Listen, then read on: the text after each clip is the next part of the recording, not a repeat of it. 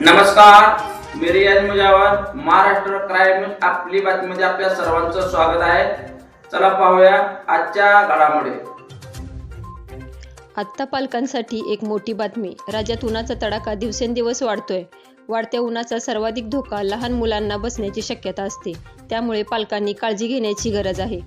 दुखण्यासारखे त्रास जाणवतात। मुलांच्या शरीरातील पाण्याचे प्रमाण कमी झाल्याने त्यांना गंभीर आजार होऊ शकतात, मुलांच्या जीवावर होऊ शकतो।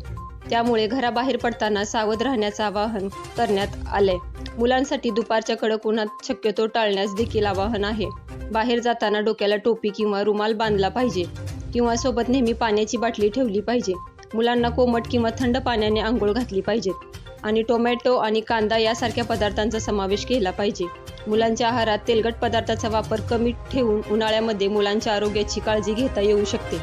रस्त्यावरील बर्फाचे गोळे, कुल्फी आणि आईस्क्रीम टाळलं पाहिजे। आमच्या चॅनलला लाईक करा, सबस्क्राईब करा, शेअर करा आणि नोटिफिकेशन मिळवा। धन्यवाद।